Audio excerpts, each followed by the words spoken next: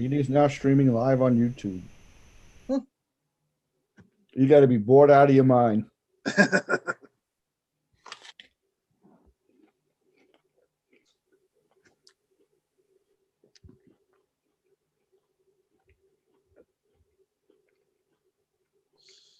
Should we give the chairman a call? Yeah, let me see. Yeah. I think he would have said if he wasn't going to join. True. Hi, Sharon. She's not saying. Hi, How are you? good. Merry Christmas, everyone. Same to Yeah. you. Oh, And you're right, I must be bored out of my mind. All right. I tell you, I read all the obituaries in the paper. I don't know if like more people are dying or you just have a lot of room or spaces. Sadly, more people are dying. Oh, I know. And It's sad. So sad. You know, it's not necessarily COVID, but I think it's because there's a lot more isolation and people are just sort of giving Yeah. up, you know? Right. That's absolutely not, here's Bob. that's my own speculation. Yeah. And young people too. You know, Just- well, to yeah, me, oh. they're young. Yeah. Okay, good. Bob, you're muted. All right, we're good. There you go. Great. I have 6:30. Everybody ready? Yep. All right, we'll call the meeting order. It's 6:31. Then we'll act on the minutes of November 9th. Everybody get them, and what's your pleasure? Yep. I'll make a motion that we pass the minutes as written. Second. George, second it. All in favor? Aye. Opposed? None? Brendan, do you need to adjust your agenda? I do not. No. Here. Pretty bare bones. Okay, if we don't have any citizens, we'll move on to 5, Diane Counselor to review the commission pertaining to multiple parcels. So obviously Diane is not here. It just made more sense for me to handle the errors and omissions she gave me. There was only 3. I believe that she emailed them to everyone. Yep. That was probably early afternoon. So the 3 parcels that she's asking to have removed are 3 properties that are related to mobile homes. 2 of those mobile homes were located at Caton Place Campground and have not been located there since 2019. And that was for the property belonging to Carol Dinsmore, which was valued at $1,500. Property belonging to Shannon Govinia, which was also located at Caton Place Campground, the amount of $3,400, and a mobile home belonging to Lorraine Matchner that was located on Town Farm Road, the value of $3,800. All of those mobile homes, again, had not been located on site at any one of those parcels since May 2019. So those are the 3 parcels that need to be removed from the grand list for Diane. We have pages signed by Diane as the lister or assessor, and will need to be signed, barring an agreement, will need to be signed by select board members. Brendan, can I ask you a question? Sure. I've never gone through this before, and I don't quite understand. So the mobile unit is gone, Correct. but the land is still a parcel. Yes, in my understanding, and this is something that's new for me as well, my understanding is that they are reducing the price on the grand list. It's still taxed on the land, but removing the mobile home. Okay, that's kind of what I thought. Yeah. So obviously we're not removing, I stand corrected, not removing the parcel, but reducing the cost of the assessment due to the Okay. fact that none of those mobile homes have been there since 2000.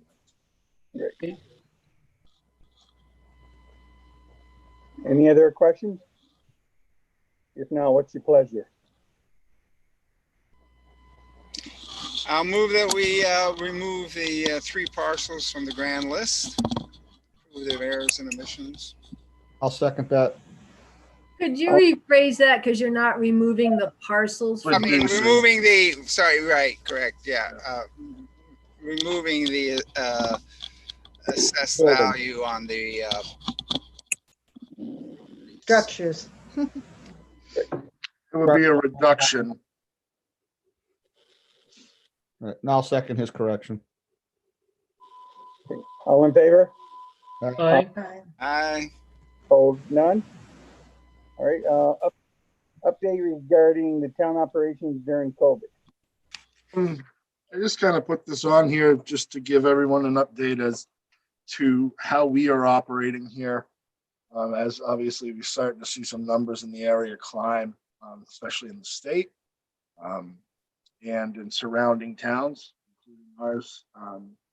So as you know, the town office is operating strictly by appointment only at this point. Closed, not closed to the public, but operations are limited to staff, which include myself, Jen, Ginny, and Diane, as well as Peter LaBelle and Kim Phillips, who are working on the audit for the upcoming town meeting. So we are operating by appointment. Obviously, if someone shows up and they need something and there's nobody in the building, we're able to work with them. But obviously, just really trying to limit the amount of people in the office. The next step that, just to bring everyone, keep the board members on board, is that I've been working with, set in a webinar with regional planning the other day, because, in these uncharted times, you come across the ideas, and I think we talked about this at the last meeting, that, what happens if all of a sudden our road crew, for example, is infected with COVID and we have a snowstorm? So then we don't have plowing. We're working on, there's a possibility of some co-op agreements, and surrounding towns work pretty well with each other in dire situations, and let's hope that doesn't happen. But it is a very real possibility that if our road crew is stricken with COVID, and they are, all of our personnel follow the proper procedures, distancing, checking symptoms, wearing masks, and travel in the same vehicle if it can be, all be avoided. But still, it is a possibility that could happen. So exploring different options of what to, part of the job is looking at worst case scenario all the time. So there's also the options of reaching out to other contractors in the area, that in the event you had a situation where the road crew was unable to do their job, or we are down to people, you could have people step up and help, but you also are in the situation where those people, even if it's a contractor, probably need to be hired by the town and go through the same trainings as a member of the personnel because of liability reasons. So it's a very fluid situation right now. Again, there's answers, and then there's not answers. This was one of my 2:30 in the morning thoughts, where I woke up and said, wow, that could actually happen. And then maybe I'm driving a plow truck. I don't know. I drove a school bus. So that's kind of ongoing, and I'll keep you abreast of how those details manifest themselves as we move forward. Hopefully it's not something we have to deal with, but again, it really is. And we're taking, much as we did in the spring, we're taking things step by step and situation by situation. So you may have seen too, along with us being remote, the library in town is now doing curbside. I believe, is that starting tomorrow, Sandra, I believe? Yeah. So, and that is kind of keeping pace with what's going on throughout the state. Our rec department, and we don't have any rec sports for the winter. That is over. And hopefully in the spring we'll be able to have rec sports, but we're going to take that case by case. So, excuse me. So that is really just kind of a brief overview of how we're dealing with things here. Again, it changes constantly, and we follow the numbers online, but there's really, from a town perspective, not a whole lot for us to do, just other than protect ourselves, protect the community, and protect our employees as best we can during this. So just kind of an overview, and if anybody has any questions about things we're doing, things we're not doing, I'd take them now.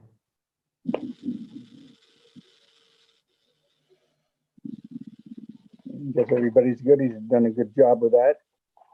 Okay, we'll move on. If we're done with that, we'll move on to pertaining to upcoming budget work sessions. So obviously, as you know, we're working and moving towards budget season, which we usually begin in January, and just looking at the calendar, if we were to stick with, kind of the same schedule, a Tuesday, Thursday meeting, that would be the 5th. I will send out an email a little bit. I'm thinking about, I've changed the budget process a little bit, not in terms of the overall budget, but maybe in the way that we go over it. And my goal is by that first meeting to have the entire budget in front of you to look at, rather than have it. I mean, obviously we know our budget is, when we go over it, is micro detailed. So down to every aspect, and I'll still have that broken down, but to streamline the program a little bit, I want to have it in front of you so you can have a better idea of looking at it. And so when we come into our first meeting, my goal is to have that budget in front of you for at least a week, so you have it and can say, all right, I've looked at it, I have questions, rather than having it presented in front of you at 6:30 on a Tuesday night and you approve it and it's over. I think gives everybody a little bit more time to digest it and ask questions and look at it, and even come back in another week and say, okay, I have questions about this. So it gives everybody a little. Are these meetings open to the public? They are, and again, they'll be held like this via Zoom. Right. But they are open to the public. We encourage the public to come. We usually don't have. They're not very well attended. So, but I believe if we want to look at the first Tuesday and Thursday of January, 6 o'clock. I don't see the need to go to 6:30 unless anybody has any objections. I know they were usually set from 6 to 8. I don't think we ever really hit the 8 o'clock 2 hour, and I will be getting Jen. How many appropriation requests? Those have started coming in, correct? Oh, yeah, I have gotten most of the same ones from last year. Also got some nice thank you letters back from the organizations that we mailed checks out to. And I can email that budget, that sheet to you tomorrow, Brendan. And okay, and I'll try and I'll send the sheet with the requests so people have a chance to look over those. If there are any questions, we can formulate those and send them to the appropriate people, so we can get responses back. Brendan, you're going to have books we could pick up, right? You're not going to send this, so we have to print it off? No, we'll do the folders, and I'll just, Or whatever. That's a good question because they're all remote. So once those are in place, I'll have them out so it's hard copies for everybody, and I'll email, but if people want a hard copy printed off, we can print it off. Okay. And so also just kind of to give everybody an idea looking forward that this could be, and I haven't jumped into it as much as I'm going to, but looking forward, we probably have a very real situation and a difference from any year that town meeting very well could be done like this, which also means our budget obviously is voted from the floor. So I'm not sure. I have to look at what the options are, what the statutes are for this. Is there going to be an Australian ballot for the budget, et cetera? I haven't jumped into it completely. I'm going to start probably middle of this week, just to give us start to give everybody an idea of what we may be looking at for town meeting, because obviously town meeting could be held sitting where we are right now. Have you heard from any other towns what they're doing? I haven't, and it's something that's been sitting on the back burner for me. I just haven't got to also talk with Diane about it in terms of how that's going to be run. But I know there's statutes and there's plans in place. I just haven't jumped into it. Brandon, Mhm. this is Sharon. Sorry. Ludlow's is doing Australian ballot for, Okay. for this year only. Yep. And I believe Chester is as well, just FYI. Okay. No, thank you. I have a feeling that's where a lot of people are going to be going. It's just I haven't self-admittedly jumped And into with it. options of, remote mail-in ballots. Mhm. That's the other thing that's sort of been talked about. Yeah.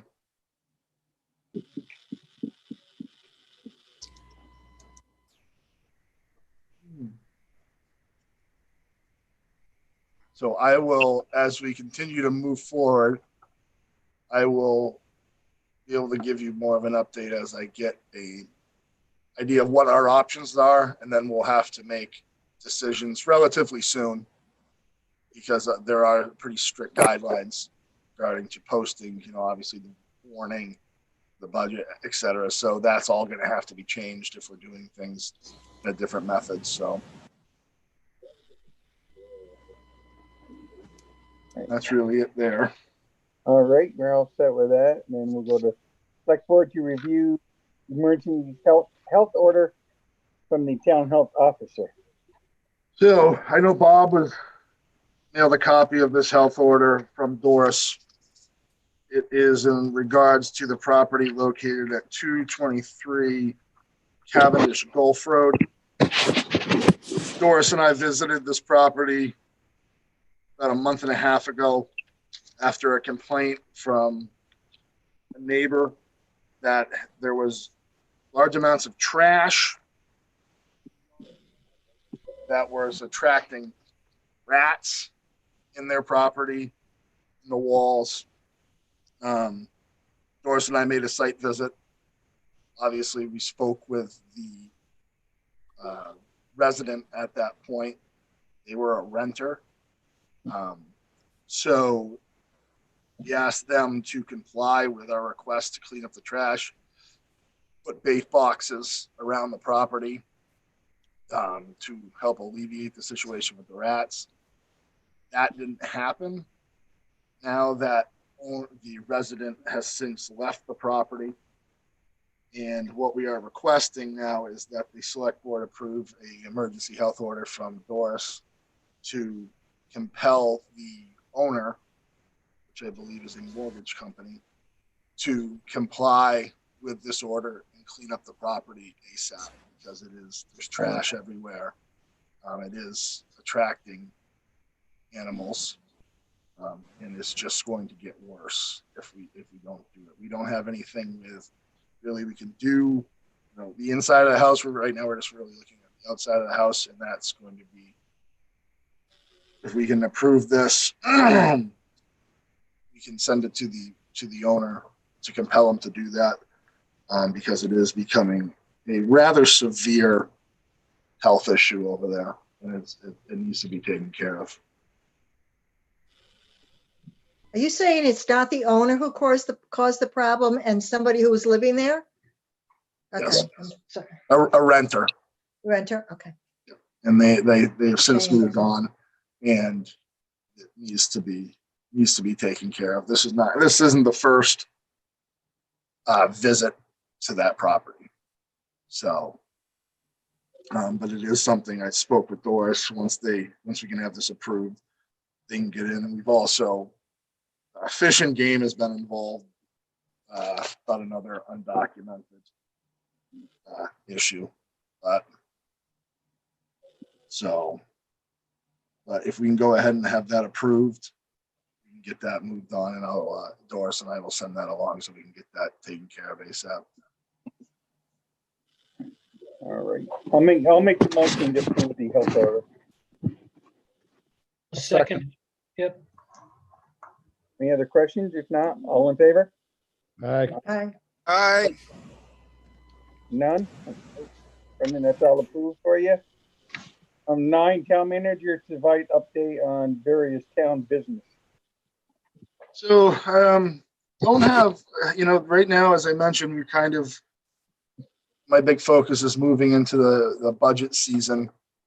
So that's been my real focus. The town office utility bills just went out. Road crews are they've kind of zipped everything up and are ready and just kind of waiting for the weather to kick in. Looks like it may be coming Wednesday, so that could be our first snow event. Hopefully not. So they are prepping for that. Trucks are ready to go. We've had to salt and sand a few times, but nothing too major. So it's like this kind of things around town are in a pretty good place right now. Again, it's really just an odd situation with a wait and see situation with COVID. See hopefully how this is going to pan out for us. The one thing I thought of today that you may, as select board members, you may get questions about is I've had a lot of calls about the hostess truck on Depot Street that has been parked in front of. Yeah, I've been parked in front of the post office for probably pushing 3 weeks right now. We don't know who the owner is. I know I have been working with the state police on it regarding it as an abandoned vehicle, because one, it's hard. I don't use the Proctorsville post office, but I can imagine when you're pulling out of there that it's difficult to see around that coming down Depot Street. And obviously it's going to become an issue with Plowing. snow. And I don't know, and maybe as any of the board members, I have to look, and I didn't see one in the ordinance folder, but I don't believe I could find that we have a town parking ordinance. Yeah, Although- we do. We have something that says you can't park on the street in the winter after certain times because of the plowing. And Bill, I spoke with one of the highway crew today about it, because I looked in my master copies and I didn't see one, but Bill Bigwood was he said we used to hang signs. yeah, Down. Yep. So that makes life a lot easier if we have a parking ban and an ordinance, because that truck can probably be towed. did you talk with Robin at the post office? Because she had said it was supposedly somebody's down the road and it's stalled there, and I don't know if that's the truth, but that's what she had told. I could ask her, but we're pushing 3 weeks at this point. Yeah, Yeah. right. Yeah, and it was one thing to, I was concerned after last week when we were supposed to get snow and it kind of blew through. But if we're looking at 4 to 6 inches, that's gonna be a problem. Robin had said that there was a temporary license plate on there. Is there any way of searching through, find out? That's what I have made a call to the state police and have spoken with them. There is a temp license plate out of Texas on it. Oh, okay. But it almost looks like a dealer vendor plate. So, Right. But it does look to be it's a work truck. Unfortunately, there were no Twinkies in it when I looked at that. So. You wonder what's in there. I know. So that that kind of wraps the, my end of town business up. This was a relatively light agenda for tonight. So that's it for number 9, Bob. All right. Other business, Brendan, are you all set with that? I don't right now, no. Mike, you? Yeah, I could be wrong because, I'm getting older and, more senile. But we never finished, and actually I was reminded of it on an email I got from Sandra this week. We never finished the discussion about the library and who's going to be responsible for what. And since budget's coming up, I just realized, thank you, Mike. I just wrote myself a note that we've been doing a lot of work on it aside, that I'm going to put in a formal request for a letter. I think that's what I have to do, right? Is that what I have to do? I think that, Yeah. I still think that we should take care of the salary and consider them town employees or not. And Yeah, I'm going to put a letter in requesting that. if we're going to do that, then, we take over the salaries and leave the board to run the library proper. And we are really doing a lot of work this week. I mean, I've spent hours and hours on just the school library situation, which we could talk about that. I don't know if that's executive session or and not, that's but the other thing to bring up is if they're going to run the school library for the school, maybe the school should pay back some of the salary. yeah, and we're looking at that. We're researching everything, and I've come up with 3 different proposals, and that's what we're doing this week. There's something to keep in mind, start kicking around in your head, because if we're going to do budget, I don't want to do the budget and then change it, because Right. I'd rather settle this all now. I know I could, well, I'll request the salaries. I don't know about the school business, if that could be settled right now, but I will try. I just don't know the right approach. Okay. I So, think it would be wise to, if Sandra, if yourself or a trustee puts in the request, because there's going to be conversations between the select board and the board of trustees for the library, and I think there's a lot of people that are going to need to be involved with these conversations. yeah. So, Well, there's the issue of the salaries, and then there's the issue of the school. I'm going to use the word appropriation, the school bit. And I don't know if both those things have to be done at the same time. I would like it, but I just don't know. Brendan, I could talk to you about it tomorrow, because I put out 3 proposals to kind of think which is the best way to approach the school. okay. Yeah, I'm in all day tomorrow. Okay. Okay, Sandra, you have anything else? Yes, I do. I had heard about this person, I think Brendan, you know about it, who was knocking on people's doors, and there was a concern that maybe he was trying to break in, and that, I guess you know who he is, reported it to the sheriff. Has anything happened with that? I had fielded some calls regarding a suspicious vehicle and individual on a few different roads in town. People were nervous. They felt that they may be casing buildings. Calls were made to the sheriff's department and the state police. I know that they are being followed up on, but as it's an ongoing investigation, there's only so limited details that I can give or they're going to give. Okay. So, but I know it is being followed up on. I can say that. Okay, thank you. Steve? The only question I have, Brendan, were you able to find out anything we talked about Plymouth?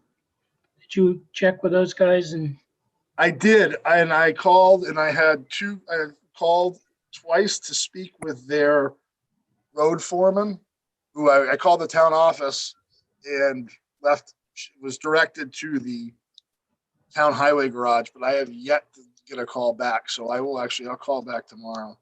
yeah, this is regarding, I had heard from, I don't know who told me, but apparently Plymouth had worked out some sort of ordinance or something for both snowmobiles and ATVs. And I spoke with, I didn't speak, I got to follow up again with the road foreman because that's who I believe was the clerk directed me to. But I also did speak to the sheriff's deputy from when he was in town here because they patrol Plymouth. And I don't think it was so much an agreement, but he said they've opened up a number of their roads. Oh, okay. So I think that's really what happened is they opened up quite a few roads in town, is what he said. Okay.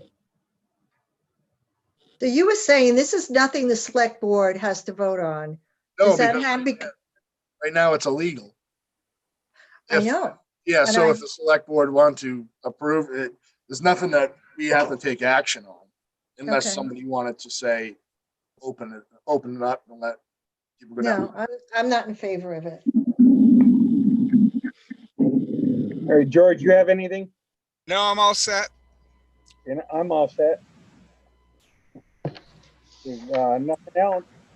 I'll make a motion that we adjourn. Second. All in Thank favor? you all. Aye.